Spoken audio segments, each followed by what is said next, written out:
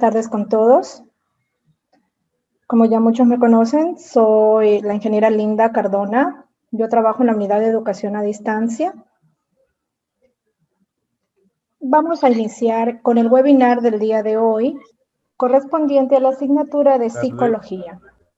Recuerden que este es el grupo número 3 de este tema, ¿no?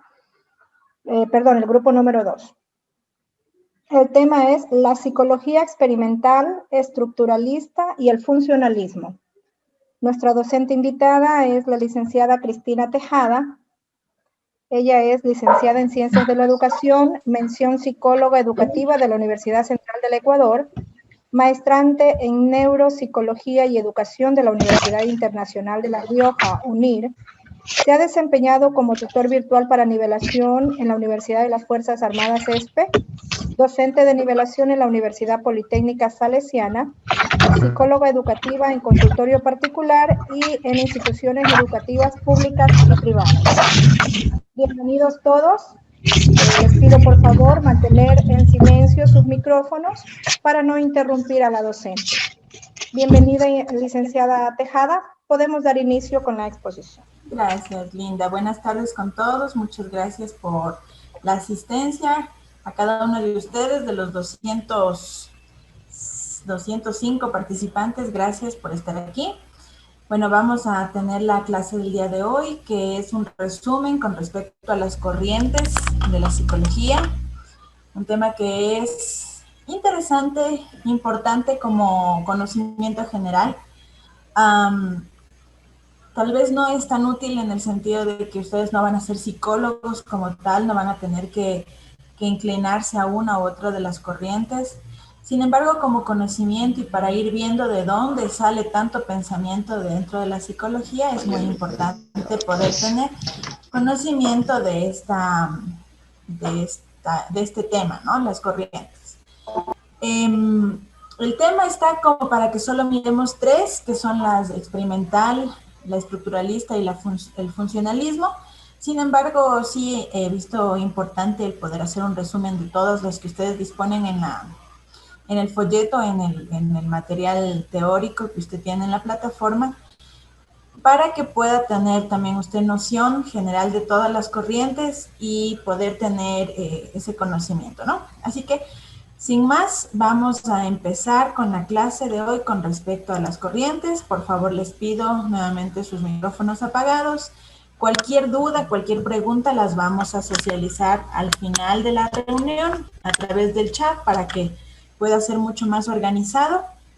Y les pido, por favor, que prestemos atención porque a veces en las preguntas me piden, ¿me puede volver a repetir sobre esta corriente? ¿Me puede volver a repetir? Entonces, la idea es prestar atención durante la clase, durante el resumen, para que luego las preguntas sean tal vez aclarar algo más, ¿sí? O alguna pregunta que sea más específica. Por favor, les ruego que estén atentos a esta exposición del día de hoy. Empezamos. Bueno, las corrientes de la psicología nacieron una vez que ya se tuvo claro el concepto de la psicología, lo que la psicología estudiaba. Vimos la clase anterior que la psicología estudia al ser humano y su comportamiento, sus emociones, su personalidad. Vimos cuán importante es para cualquier ciencia. La psicología está presente en todas las áreas, en todas las ciencias, ya que es el ser humano quien las impulsa y es al ser humano al que necesitamos nosotros entender o tratar de entender. Buscar un punto en común entre todos ellos. Con el afán de poder dar una respuesta a todos los seres humanos o ver cómo se maneja, cómo es que hay algo en común entre todos ellos, es que salieron o nacieron las corrientes de la psicología. Como usted se va a poder dar cuenta a través de este recorrido que vamos a hacer, hay corrientes, unas que se contraponen completamente, otras que se aportan, otras en las cuales se basan para sacar otra, completar la idea. Entonces, bueno, al fin y al cabo son pensadores, son científicos quienes dan origen a estas corrientes, Nosotros no podríamos tachar una u otra, simplemente tomar conciencia de cuáles son sus posturas y poder entender, ¿sí? Y poder hacer un conglomerado para poder, como futuros profesionales en educación, aplicarla a nuestra área. Vamos a ir a la primera corriente que apareció, vamos a ir haciendo un recorrido un tanto cronológico, más que como están los temas en su material, ¿no? Vamos a hacer un recorrido un poco cronológico. Perdón. El primero es el estructuralismo, la primera corriente que nació, primer pensamiento que nació en función de la psicología fue el estructuralismo. Su pensador fue Wilhelm Wundt, y es muy importante esta fecha de 1879 porque digamos que fue el inicio como tal de la psicología como ciencia. Tal vez antes se la tomaba como una filosofía, como vimos desde el año 600 antes de Cristo era pues una cuestión de preguntas existenciales, más desde el año de 1879 se la podría considerar ya como una ciencia, ya que Wilhelm Wundt creó el primer laboratorio de psicología en donde se estaba explorando, donde se estaba utilizando métodos experimentales.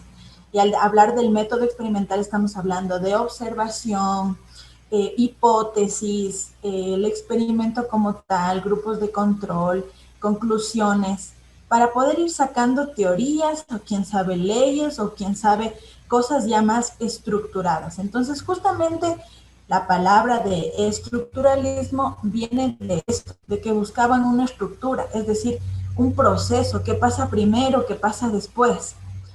Pensemos en estructuralismo como algo que ya está establecido, como algo fijo, ¿no?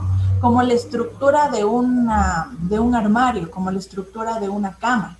Entonces ya es fijo cómo viene la estructura, y es así lo que Wilhelm Wundt, con todo el equipo de sus científicos, buscaba obtener respuestas. ¿Cómo es que se dan los procesos mentales? ¿Cómo es que se da? Aquí vemos la sensación, la percepción, las velocidades de reacción, la creación de imágenes mentales. Sobre todo, ellos se fundamentaron en la conciencia. Ellos buscaron todos estos temas que eran en un principio como muy subjetivos. Ellos buscaron dar una medición, trataron de observar. Así que empezaron a inventar formas de calcular, de medir, y empezaron a hacer estructuras, ¿no? Y decir, bueno, los niños, las mujeres, los varones reaccionan así, tienen esta tendencia, y empezaron a encasillar a todas las personas. Justamente en función de esto es que William James, años más tarde, dijo, no, realmente no estoy de acuerdo con que las cosas sean así estáticas, con que las cosas sean establecidas. No me parece que debe haber una estructura, sino que debemos pensar en la función. Significa que tenemos que pensar en más bien entender cómo funciona, cómo se da el proceso, más que encasillarlo en estructura, ¿no? Por eso de ahí nace su nombre, el funcionalismo, que lo que busca es una experiencia psicológica individual. No algo que esté establecido, sino algo que siempre varía, que es adaptativa. Y este término adaptación, ellos lo tomaron muy en cuenta, ya que se basaron sus estudios en los de Charles Darwin. Ustedes saben, Charles Darwin con su estudio de las especies, de la evolución de las especies, marcó como uno de los principios fundamentales la adaptabilidad. Y es más, hasta el momento en biología se ve una de las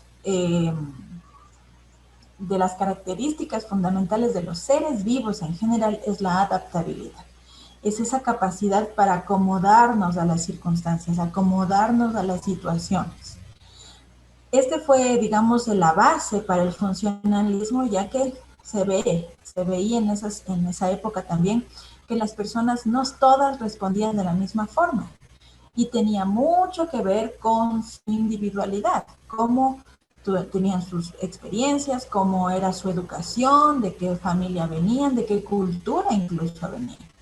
Por lo tanto, William James basó sus estudios a decir esto, que la experiencia psicológica es individual, es variante y es adaptativa. Luego, Sigmund Freud es alguien que marcó un antes y un después en cuanto a sus análisis, en cuanto a lo que venía analizando la psicología en sí. Dentro de sus escritos, el psicoanálisis lo ponen hasta el final. Sin embargo, si vamos cronológicamente, es más o menos por el año de 1900 que Sigmund Freud aparece con sus estudios y con sus tendencias de pensamiento. Por lo tanto, es en esta época donde venían el estructuralismo, el funcionalismo, donde Sigmund Freud aparece y marca el tema del psicoanálisis, ¿no? Bueno, él era un médico que estaba trabajando con personas enfermas mentales, con personas con enfermedad mental, personas que tenían histeria, que tenían esquizofrenia, personas que tenían problemas profundos mentales, ¿sí?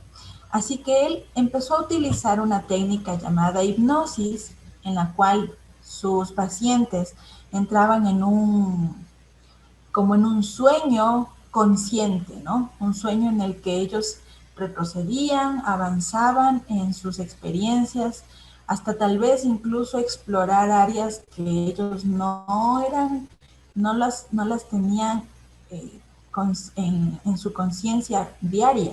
Entonces, él fue trabajando en una parte que la llamó el inconsciente, que es sucesos que pasan en nuestra vida que tal vez quedan guardados, quedan escondidos por alguna circunstancia fuerte o por algún proceso mental propio, ¿no? Por ejemplo, sabemos que los niños guardan recuerdos a partir de los 3 años. Sin embargo, a través de la hipnosis incluso podían ir más atrás de los 3 años y las personas recordaban esos sucesos, que de forma consciente no las recordaban, pero a través de la hipnosis lo hacían.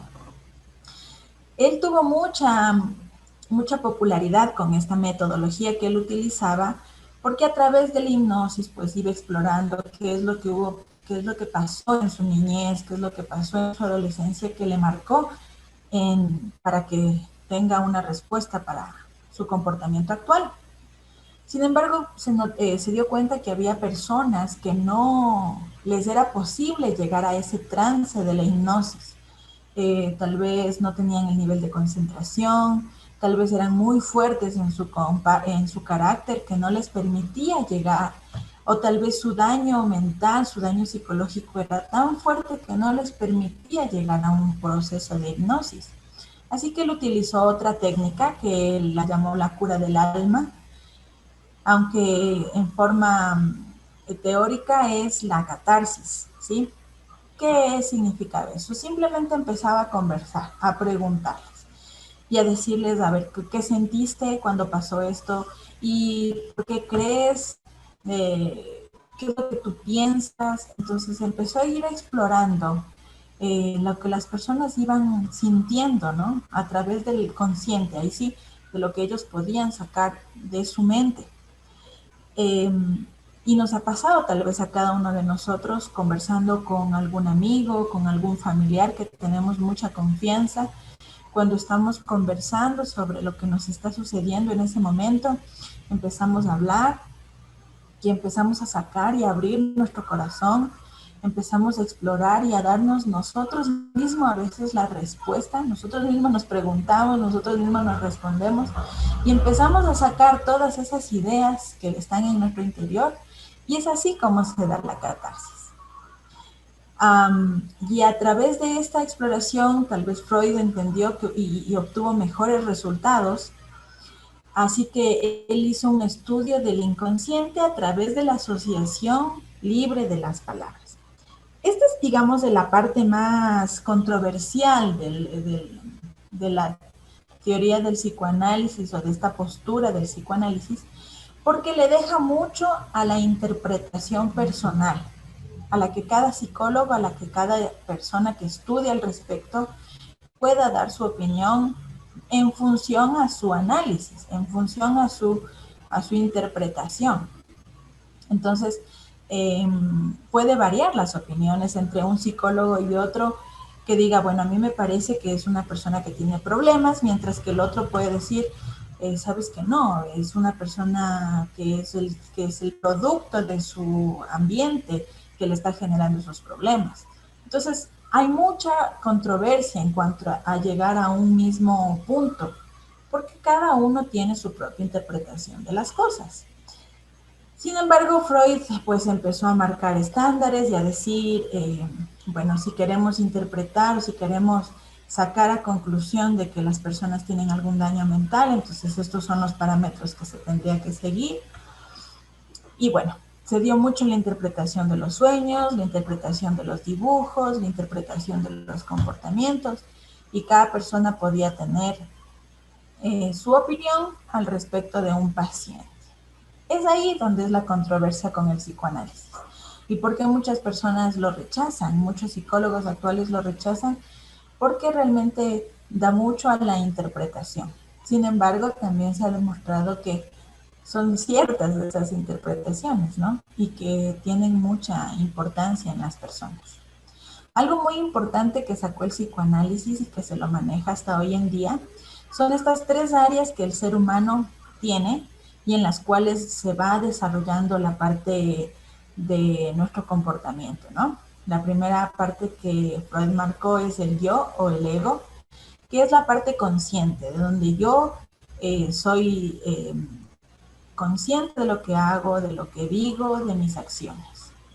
El ello o el helio sería la parte inconsciente que todos los seres humanos tenemos. Y bueno, aquí en función de esto también el psicoanálisis habla un montón, porque pues habla de cómo el trauma que nosotros pudimos haber sufrido en algún momento, nuestro cerebro es tan capaz de guardarlo, esconderlo, e incluso esto también es motivo a que pueda darse esta enfermedad de las personalidades múltiples, donde por algún trauma, algún corte emocional que sufrimos en cierta área de nuestra vida, pues hizo que nuestro cerebro bloquee, lo guarde, pero asimismo pueda manifestarse y pueda haber estos dos tipos de personalidades.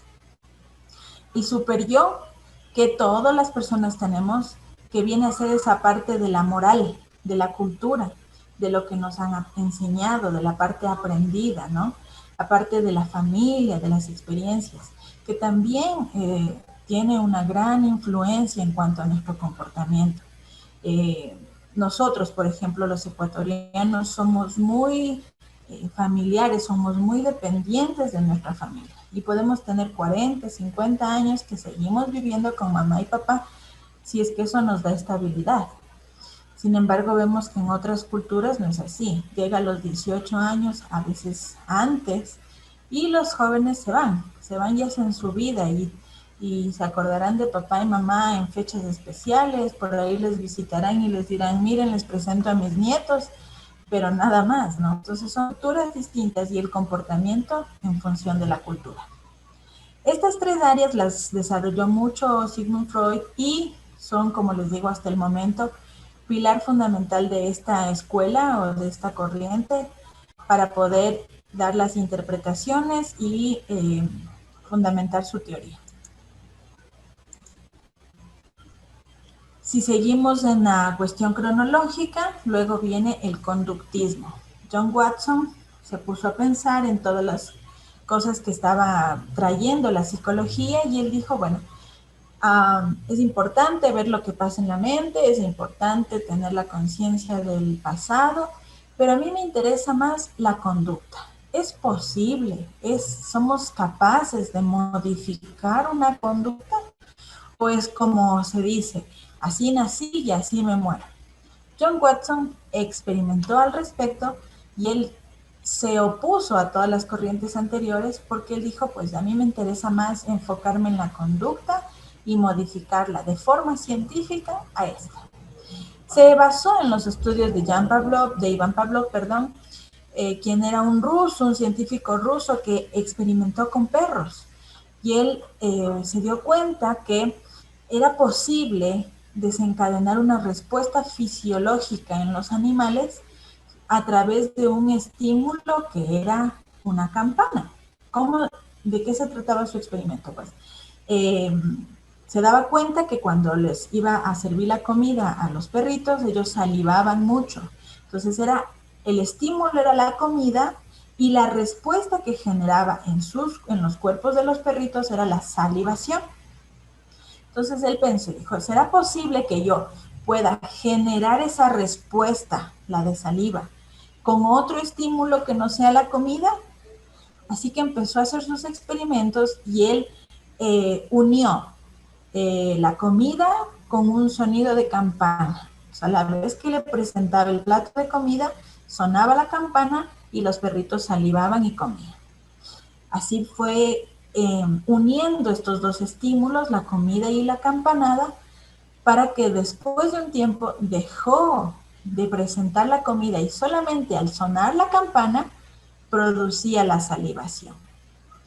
Ese fue el estudio de Iván Pavlov, que fue su estímulo-respuesta, y pues Watson lo que hizo fue pasarlo a la parte de las personas, y él puso estímulos de refuerzo y de castigo para conseguir modificar la conducta. Y es algo que se ha manejado desde estos tiempos, desde 1910 más o menos hasta nuestra era, que si algo nos va bien y recibimos un premio, entonces se refuerza y lo seguimos haciendo. O si algo hacemos y obtenemos un castigo, pues nos rechazamos de hacerlo y ya no lo volvemos a hacer, a menos que sean personas que les guste sentir el dolor y entonces continúan, ¿no?, con esa situación. Así que es una corriente muy importante. Asimismo marcó mucha influencia, sobre todo en la parte de educación, porque los maestros empezaron a trabajar de esa manera con los niños también, los padres con sus hijos. A ver, te castigo, si no haces las cosas bien, te recompenso. Y bueno, luego siguieron estudios más adelante. Skinner ya lo manejó no solamente como un condicionamiento con refuerzos y castigos físicos, materiales, palpables, sino él quiso hacerlo a un aprendizaje asociativo. Por eso lo llamó condicionamiento operante. Es decir, que tu refuerzo y tu castigo no solo sea de algo físico, un chupete, un cabresto, un golpe, sino sea una cuestión de procesos mentales, ¿no? Es decir, bueno, voy a obtener un beneficio, me voy a sentir más preparado, me voy a sentir más feliz, entonces es una respuesta positiva. O me va a dar tristeza, me va a dar rechazo, entonces mejor no lo sigo haciendo. ¿Okay? Condicionamiento, aprendizaje asociativo, condicionamiento operante. John Watson, algo que él hizo marcó bastante y realmente fue muy criticado al respecto. Él se puso a experimentar con niños y es muy conocido el caso del pequeño Albert, que fue un niño que él, con el cual experimentó y comprobó su teoría. El niño no tenía ningún problema con sentir o tocar y jugar con una rata, ¿no? Pero Watson, cada vez que el niño acariciaba con entusiasmo a la rata, hacía un sonido muy fuerte por detrás, haciendo que el niño se asuste, pero no por la rata, sino por el ruido que escuchaba. Sin embargo, él asoció esos dos estímulos, tanto el ruido como la rata, y el niño luego empezó a tener mucho susto, un rechazo completo hacia el animal y a cualquier objeto que tenga la misma textura. Entonces le presentaban un peluche con la textura de la piel del rata y el niño lo soltaba y tenía mucho susto, ¿no? Entonces fue uno de los experimentos que Watson realizó. Continuamos y vamos con el cognitivismo. Por favor, tratemos de asociar las palabras para que sea mucho más fácil el aprendizaje. Y cuando hablamos de cognitivismo, hablamos de cognición. Y cuando nos referimos a cognición, estamos hablando de los procesos mentales, del conocimiento, de lo que podemos aprender a través de nuestra mente. Donald Broadman, Vygotsky, Piaget fueron los pensadores o los precursores de esta corriente, y ellos les interesaba mucho averiguar con respecto a los procesos mentales, no tanto en sí la conducta, como lo hizo John Watson, sino ellos más en los procesos mentales y a los símbolos que se dan en nuestra mente, como por ejemplo la percepción, la memoria, el aprendizaje, las comparaciones, semejanzas, jerarquización, síntesis, análisis, todos los procesos mentales que se dan en nuestra cabeza y que somos capaces de hacer. Y realmente esto marca también un gran, es muy importante en la cuestión de aprendizaje, porque a ellos les interesó saber cómo se dan esos procesos mentales que nos sirven para ser lo que somos como seres humanos. Usted sabe, como seres humanos somos superiores a los animales porque tenemos estas capacidades, ¿no? Entonces a ellos les interesó mucho averiguar cómo se dan y llegar a marcar un proceso. Ahora ya es muy sabido que para que se dé el aprendizaje usted necesita dos cosas: atención y memoria. Para que usted pueda aprender algo necesita atención y memoria. Y usted lo puede tomar en cuenta eso y darse y comprobarlo. Cuando un niño está distraído, no va a saber de qué se está hablando. Cuando a un niño le cuesta retener la información, va a ser difícil que tenga un aprendizaje, ¿no? Y nosotros también como adultos, esto se da desde que son niños hasta que son grandes. La memoria y la atención son fundamentales para que podamos aprender mejor. Luego, Max Wertheimer, él dijo, bueno, muy bonitas sus posiciones, me parece bien lo que ustedes están analizando, estudiando, pero no estoy de acuerdo. Para mí, el todo es la suma de las partes y es importante que consideremos el todo y no solamente una o tal cuestión del ser humano, ¿no? Entonces aparece la escuela gestáltica o de la gestal, que lo que busca es unificar y decir, el ser humano no es solo emociones, no es solo conducta, no es solo procesos mentales, el ser humano es todo. No se puede estudiar las partes, sino el todo. Y en ese todo que vamos a estudiar al ser humano, debemos incluir a la cultura, a su experiencia, a su entorno, a su familia, a su coeficiente intelectual, a su capacidad. Entonces, fue una propuesta muy interesante porque de esa manera él abarcó todas las posiciones. Ahora, por favor, debemos tener muy en cuenta no confundirnos porque está la escuela gestáltica y por otro lado está la terapia de la gestal o la teoría de la gestal. Entonces, cuando hablamos de terapia o de la enseñanza gestáltica, estamos trabajando en una capacidad que tiene nuestro cerebro de distinguir el todo y las partes, ¿no?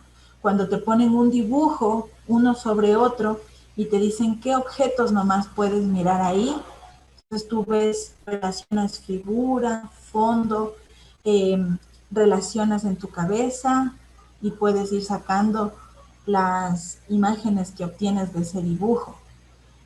Y esa es la teoría o más bien la terapia gestáltica. O sea, programar y practicar esa capacidad que tenemos de tener varios estímulos e identificarlos dentro de un todo, ¿no?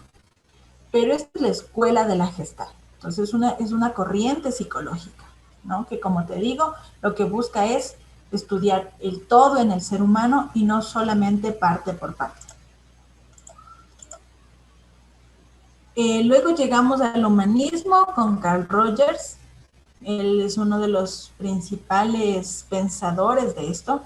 Y él, pues ya el psicoanálisis tenía mucho auge, fue una de las corrientes, o es una de las corrientes más fuertes dentro de la psicología, el psicoanálisis, que tuvo muchos pensadores, hubo muchos aportes después de Sigmund Freud. Su hija mismo fue alguien también que aportó mucho a esta teoría y sacaron muchas conjeturas y una escuela muy fuerte, pero siempre al ser humano lo veían de una forma negativa.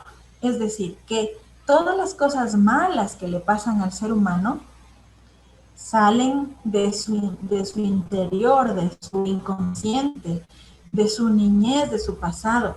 Porque siempre, bueno, como les dije al inicio, Sigmund Freud era alguien que trabajaba con pacientes que tenían problemas mentales. Entonces, su interés era saber por qué ellos llegaron a tener esos problemas mentales, ¿no? Y cómo evitar que el resto de la población llegue a esos límites de dañar su mente.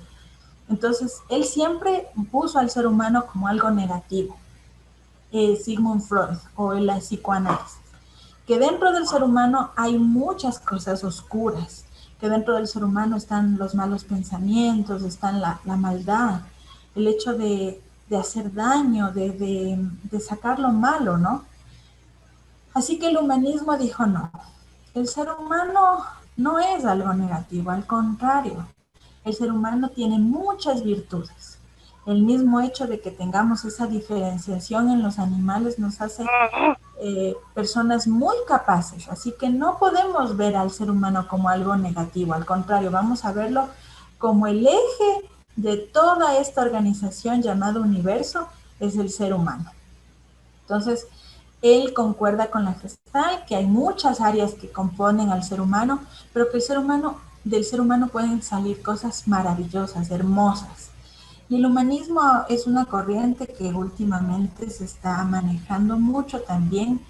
Es una nueva corriente, por así decirlo, a partir de los 1980, me parece que empezó a tener auge el humanismo y empezó a marcar que el ser humano sí puede, ¿sí? Y empezaron a salir los coaches, ¿no? El que te dice, tú sí puedes. Dentro de ti está la capacidad para superar. Y ese libreto de que tú eres muy capaz, de que tú puedes alcanzar todo lo que te propongas, tiene la raíz en el humanismo. El ser humano como algo positivo. Y por último, tenemos a Jean Piaget, alguien que también trabajó y colaboró con el cognitivismo. Ahora él decidió profundizar mucho más esta teoría y él postuló lo que es el constructivismo. Él aporta, o su aporte más importante se da porque él se encasilló mucho en la cuestión del aprendizaje, ¿no? De cómo se da estos procesos mentales en el ser humano. Recuerden que él venía apoyando el cognitivismo, que es lo que pasa en tu cerebro. Entonces Jean Piaget quiso marcar como etapas, ¿sí? Procesos, periodos, y él dijo, sí, todos los seres humanos somos capaces de decidir, jerarquizar, sintetizar, analizar, pero no se da eso desde que naces. O sea, tú como ser humano no eres capaz, desde que naces, empezar con los procesos, pero así, fuertes, no. Hay un crecimiento de nuestras capacidades, de nuestra cognición, y eso es lo que él se decidió investigar. Él creó lo que es la psicología genésica. ¿Qué significa? Genésica viene de génesis, ¿no? ¿Cómo se da? El principio de. Es un proceso, él buscó el proceso que se da en el aprendizaje.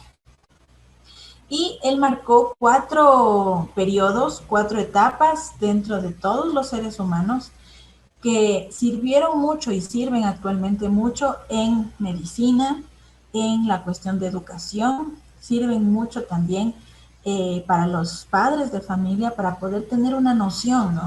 ¿Qué es lo normal? ¿Qué es lo correcto que tiene que estar pasando en la mente de nuestros hijos? La primera etapa, que va desde los 0 a los 2 años, es un periodo sensorio-motriz, donde los seres humanos, su cerebro está enfocado a sentir y a movilizarse. Su meta, su objetivo es poder entender el mundo a través de los sentidos. Y es por eso, y entendemos, por qué los niños pues quieren tocar todo, alcanzar todo. Es ahí donde nace la motivación incluso para gatear, para caminar. ¿Por qué el niño gatea y camina o se arrastra? Porque quiere alcanzar las cosas, quiere tocarlas, quiere sentirlas.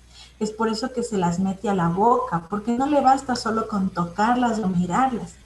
Quiere saborear, quiere saber, sentir a qué saben, si está suave, si está duro, si está frío, si está caliente. Entonces, en esta edad es una etapa de exploración, donde permite que los infantes tengan sus primeras experiencias en su cerebro. Y por eso es súper importante que en esta etapa se pueda facilitar este aprendizaje a los niños y se les está dando objetos, se les está dando juguetes que tengan sonido, que tengan luces, que tengan texturas, ¿sí? ¿Qué pasa cuando a un niño se le tiene amarcado en esta etapa y no se le permite explorar? Pues su cerebro recibe un retraso, porque es en esta etapa en la que él tiene para explorar. Por eso es súper importante y se les recomienda, ¿no?, a los padres que sí, les pueden poner en una andadera, pero por ciertos tiempos. De ahí lo mejor es dejarles que estén explorando con todos los cuidados. Por ejemplo, en el caso de las personas vendedoras, ¿no?, que les tienen todo el tiempo amarcado a los niños, no les permiten desarrollarse adecuadamente en esa etapa. En el periodo preoperacional, que se da de los 2 a los 7 años, es cuando adquieren las habilidades para poder encaminarse en su etapa escolar. Es una etapa previa a las operaciones formales y concretas que se dan en nuestro cerebro y es una etapa donde ellos empiezan a relacionar lo que sintieron, ahora sí, con el aprendizaje, con el conocimiento. Aquí se desarrolla el lenguaje, se desarrolla la memoria. Es una etapa en donde tenemos que explorar mucho la parte de lo social también, ¿sí? Es una etapa donde tenemos que hacer asociación. Por ejemplo, que este lápiz, que es fino, no va a entrar en un círculo pequeño, ¿no? Entonces, mira.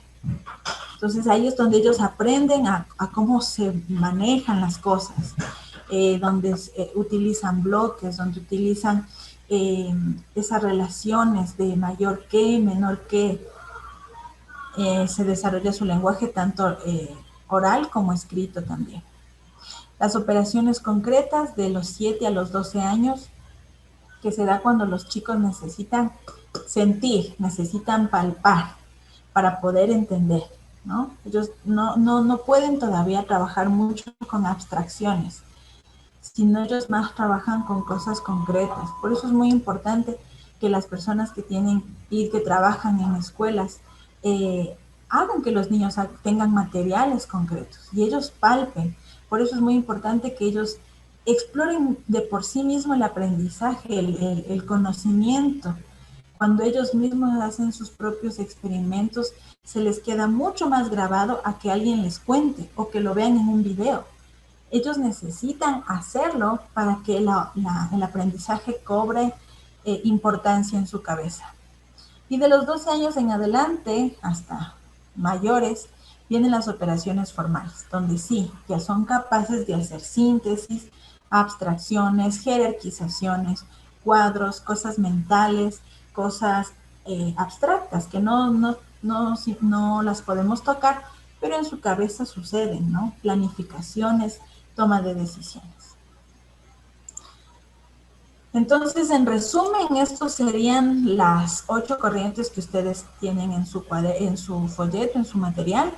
y espero que hayan sido claras la explicación. Y si no, pues ahorita es el momento de poder tener alguna duda con respecto a estos temas, que sea más, tal vez, preguntas concretas. ¿Se sigue utilizando la hipnosis en la actualidad? Sí. Aún el psicoanálisis tiene su auge por el momento. Se utiliza bastante para saber trabajar con situaciones, por ejemplo, de estrés postraumático, donde la gente no recuerda en sí cómo pasaron las cosas, entonces recurren a la hipnosis para ir a esa parte inconsciente de las personas y poder explorar. Sin embargo, como les dije, hay mucha controversia con el psicoanálisis y no se maneja mucho, no es muy ético hacerlo, ¿no? Sobre el método de la introspección que habla el funcionalismo. Claro, el funcionalismo, como les mencioné, lo que busca es entender cómo funciona, ¿no? Y que los seres humanos, que las personas sean conscientes de cómo funcionan ellos mismos. Entonces, al hablar de introspección, hablamos de que nosotros nos miremos, nos entendamos cómo funcionamos, que seamos capaces de reconocer cómo sentimos, cómo pensamos, cómo actuamos. Y eso es lo que buscaba el funcionalismo, hacernos conscientes de nuestros propios actos. ¿Qué diferencia tenemos entre percepción y captación? Bueno, yo pienso que tal vez la captación vendría a ser la sensación, ¿no? O sea, cómo receptamos los estímulos. Entonces, como ya vimos en la clase anterior, nuestros sentidos captan algo, se lleva la información a nuestro cerebro y ahí se conjuga con la experiencia, con el conocimiento, y ahí yo saco mi propia conclusión y ahí se obtiene la percepción.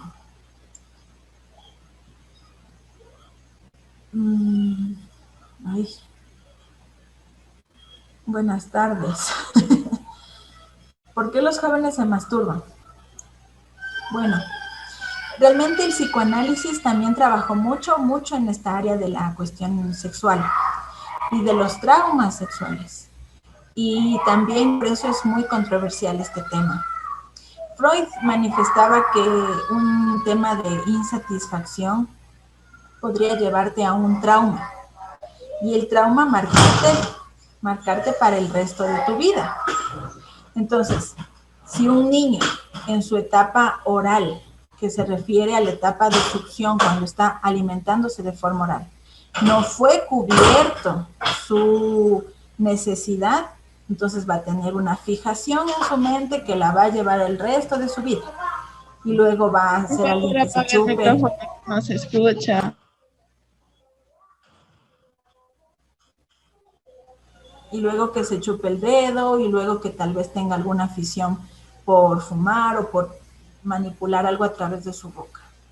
Entonces, asimismo, se pudo sacar la conclusión de la masturbación.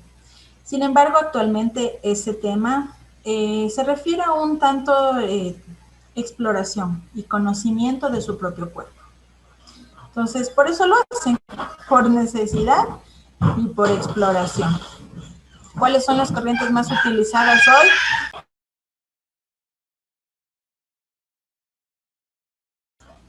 Sin duda, todas las corrientes son utilizadas actualmente. Muchas de ellas es una conjugación incluso de la otra. Pero pienso que el conductismo es algo que no se va a borrar jamás. La parte experimental y del estructuralismo también se utiliza en los test, en los experimentos de la parte psicológica. El psicoanálisis también es algo que está en auge aún, a pesar de todo, pero es como la corriente que más respuestas dio a la parte psicológica, por eso es que aún se utiliza mucho. Y actualmente el humanismo. El constructivismo también, es más, es una metodología que se utiliza en la parte de educación actualmente. ¿Por qué no es muy recomendado hacer hipnosis? No hay efectos secundarios, pero sí es como explorar mucho, y a veces muchos doctores se tomaron de esa impotencia que tenían los pacientes, porque caen como en coma, ¿no? No son conscientes, solamente van sacando el inconsciente. Entonces había mucha cosa que podía suceder en esas sesiones de hipnosis. Y es más, podían fijar, o sea, es como que el cerebro y los pacientes... Paulina, por favor, si puedes apagar, gracias. Es como que los pacientes quedan muy expuestos, son muy vulnerables con la hipnosis. ¿Puede usarse el psicoanálisis para hacer algún hecho traumático? Realmente sí, es por eso es que es tan usada el psicoanálisis, porque como te digo, es como la corriente que más respuestas dio para tratar los problemas mentales. El no gatear es perjudicial para un niño muchísimo. En su desarrollo, en general, en su desarrollo psicomotriz mucho. En su desarrollo incluso se ha demostrado que tiene repercusiones en la lectura y la escritura. Porque cuando un niño gatea, pues es donde se conectan más procesos en la mente para poder sincronizarse, para poder tener equilibrio, para poder ubicarse en el tiempo y en el espacio. Entonces, realmente sí es muy importante que el niño gatee. Que si no lo hace en su periodo, que lo haga después. Es más, parte de una terapia que se da a los niños cuando están en el proceso de lectura y escritura y que se descubrió que no gatearon. Entonces, una técnica es hacerles gatear. Ahora que ya estén grandes, a los 5 o 4 años, que gateen, que jueguen gateando, que hagan actividades de gateo, porque es un proceso súper necesario en el cerebro para poder concretar y conectar otros desarrollos. Vamos ya terminando. En el caso del super yo, ¿en qué parte podríamos estudiarla más? El internet. Realmente tú tienes mucha información. El super yo, hablamos de la cultura, mucho también trabaja en eso la psicología social. Podrías tener información de la psicología social para estudiar más del super yo. ¿Es normal que un niño de 2 años y medio le siga tocando los senos a su mamá? Es muy normal. Sobre todo si su periodo de lactancia fue largo, tal vez hasta los 2 años. Entonces es algo que aún está aferrado. Y si no tuvo, más bien ahí es donde los niños crean así como un distanciamiento, ¿sí? La lactancia es un proceso de conexión emocional con la madre. Entonces, cuando alargamos ese proceso de lactancia, hay mucha más conexión emocional. Y quitarle el seno, entonces sí puede hacer que él tenga ese cariño, ese afecto. Es como volver a su lugar seguro, ¿sí? No lo veamos como perversión, por favor, porque en niños no hay aún ese sentimiento de perversión, sino es más su lugar seguro. Tal vez si el niño busca eso es porque no se está sintiendo seguro en su ambiente, entonces no le vamos a golpear en las manos o decir, no me toques, ¿qué te pasa? Sino más bien brindarle la seguridad para que no sea eso su motivo de seguridad. Y qué pena, se quedan muchas preguntas, pero una consulta, mi niña tiene 5 años, es sorda, al igual no habla bien las letras. Bueno, estamos dentro de un proceso evolutivo todavía de su lenguaje. Una de las cosas que podríamos hacer es repasar, ¿no? Que sea zurda, que sea diestra, eso no tiene nada que ver. Eso es parte de cómo se desarrolla su cerebro y estamos bien. Pero sí la cuestión de que no pronuncie bien es parte del desarrollo evolutivo. Necesitamos práctica, simplemente hacer ejercicios, ayudarle a mover la lengua tal vez. Uno de los ejercicios muy buenos para poder desarrollar el lenguaje es colocar dulce alrededor de su boca y hacer que con su lengua alcance y se limpie. Entonces hace que la lengua, que es un músculo, pues se desarrolle de mejor manera y pueda ser capaz de pronunciar todas estas fonemas que son un poquito complicados. Y bueno, creo que eso nada más por el momento podríamos topar con respecto al tema. Espero que haya sido de utilidad para ustedes. Gracias por su presencia y lean mucho, estudien, porque el aprendizaje está en sus manos. No espere a que alguien le dicte el conocimiento. Usted tiene la herramienta y solo depende de usted hasta dónde quiere llegar. Muchas gracias por todo. Gracias.